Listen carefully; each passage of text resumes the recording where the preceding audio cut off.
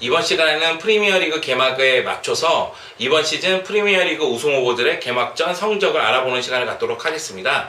그러나 아스날과 레스터 경기는 우리 시간으로 토요일 새벽에 펼쳐지잖아요.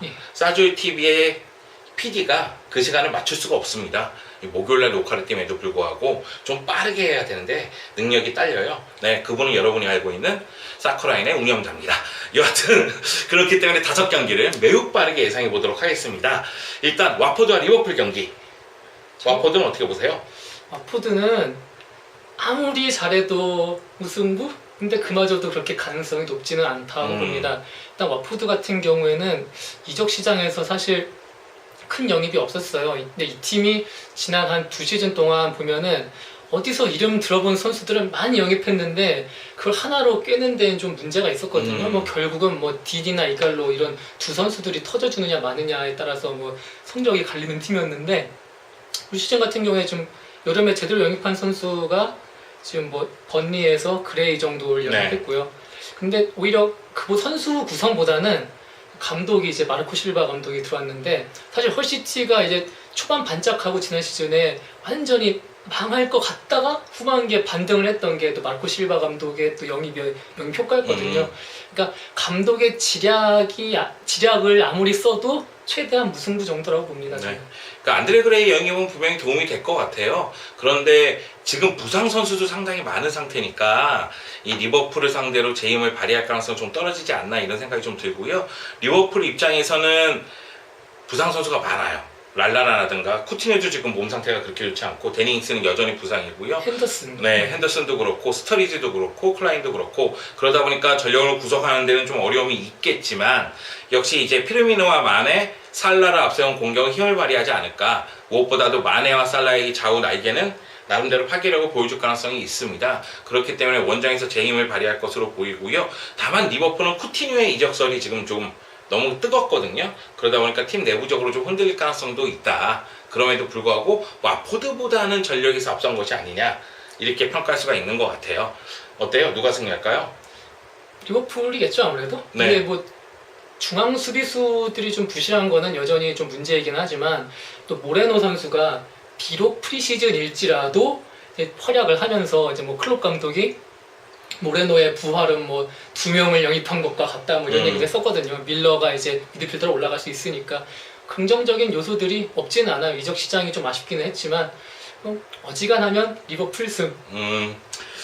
일단은 전력에서 리버풀이 앞서 있고 상대 전적에서도 리버풀이 20승 3무 5패로 압도적인 우위더라고요. 이 점을 고려했을 때에는 실력과 전적에서 앞서기 때문에 리버풀의 승리가 예상이 됩니다. 자, 다음 경기 첼시와 번리입니다.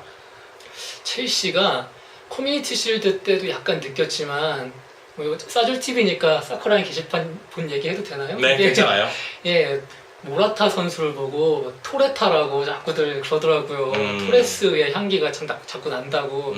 이게 지금 첼시 같은 경우는 이제 마티치를 보내고 영입한 바카요코가 부상이고 항상 에이스 역할을 했던 아자르 선수도 부상이고 지금 오른쪽 측면에서 이제 보조를 해줄 모제스 선수도 이제 징계로 빠지면서 온전한 전력은 아니죠. 그리고 코스타 선수가 뭐 멘탈이라든가 기본 문제가 있기는 하지만 그래도 또 리그에서 적응하면서 활약을 해온 게 있는데 또 감독과 갈등으로 지금 뭐 전력에서 배제가 되어 있고 그러면 그만큼 이제 바추아이와 모라타 이 선수들의 활약이 필요한데 이미 아스날전에서도 안 좋은 모습을 보인 바가 있고요.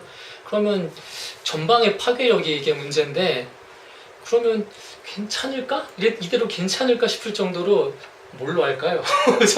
지금 나와서 말이 이상한데 좀 뭘로 할까요 진짜? 근데 그 모라타가 커뮤니티 시드에서 뛴 것에 대해서 여러분이 굉장히 비판을 많이 하는데 모라타가 보여줄 수 있는 시간이 부족했어요. 모라타가 출전한 다음에 바로 페드로 퇴장이었잖아요. 수적 열세 속에서 뛰었거든요. 오히려 바추아이가 기대만큼의 득점력을 보여주지 못한 것이 더 크지 않았나 이런 생각이 들거든요. 그렇기 때문에 모라타의 활약은 좀 더 시간을 두고 지켜봐야 되지 않을까 저는 그렇게 생각을 하고요. 번리 큰일 났습니다. 번리가 여름에 이적 시장 상황을 봤더니만 제코크라든가 조나선 월터스, 필 바슬리, 찰리 테일러 등을 영입을 했습니다만 팀의 중심 선수들이 떠나갔어요. 좀 전에 얘기한 안드레 그레이 떠나갔죠. 그리고 이제 수비 쪽에서는 마이클 킨 떠나갔죠. 미드필드에서는 조지 보이드가 떠났습니다. 그렇기 때문에 중심 선수들이 떠나고 새로운 선수를 영입했는데 저는 떠난 선수들에 비해서 들어온 선수들의 무게감이 더 떨어진다고 보입니다. 그것은 그만큼 번니가 공수에서 문제를 드러낼 가능성이 크다. 그리고 샘 포크스하고 조나산 월터스를 최전방으로 세울 것 같은데 이 최전방 라인이 득점포를 가동할 가능성이 매우 희박해 보이거든요. 그렇기 때문에 이 경기는 뭐 당연히 누구 승리? 첼시 승리겠지만 네. 뭐 핸디캡 경기를 따졌을 때 이거는 좀 불안하다. 전방이 불안해서 지금 그게 문제일 것 같아요. 저는 그렇게 보지 않습니다. 저는 첼시가 적어도 2골차 이상 승리를 거두지 않을까. 저는 모라타를 믿습니다. 자, 그러면 다음 경기 브라이튼 오브 알비온과 맨체스터 시티입니다.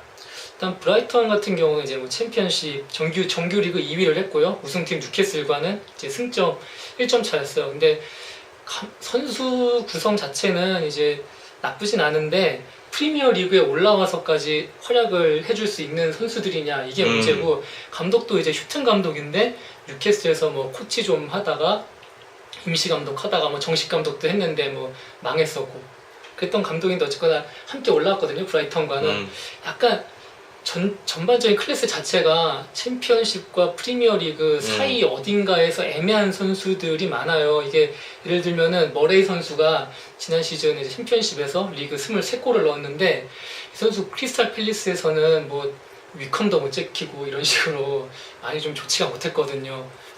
주 득점원이 과연 해줄 수 있을 것이냐, 프리미어리그에서도 이게 문제인 것 같습니다. 그러니까 브라이턴은 최전방 스트라이커를 보강을 안 했더라고요.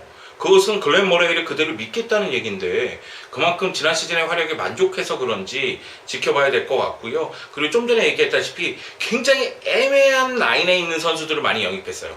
그러니까 프리미어 리그에서 성공할 가능성이 높다 이렇게 보기에는 어려운 선수들 있잖아요. 매튜 라이언이라든가 뭐 파스칼 그로스라든가 이런 선수들은 글쎄 이게 성공할까 아닐까 뭐 이렇게 애매한 그 라인에 있는 선수들이거든요. 그런 선수들을 영입하면서 전력을 보강했는데 그 효과가 나올지는 지켜봐야 될 것 같고, 맨체스터 시티 굉장히 바빴습니다. 맨디 영입했고 워커 영입했고 베르나르도 실바 그리고 에데르송 다닐로까지 영입을 했습니다. 특히 영입 명단만 쫙 펼쳐놓고 보면은 과르디올라 감독이 측면에 대해서 굉장히 고민을 많이 했구나. 측면 수비수들을 영입을 했고 그리고 측면에 활용할 수 있는 공격수를 영입했으니까, 그리고 맨시티의 여름은 아직 끝난 것은 아니니 좀 더 지켜봐야 될 것 같고요.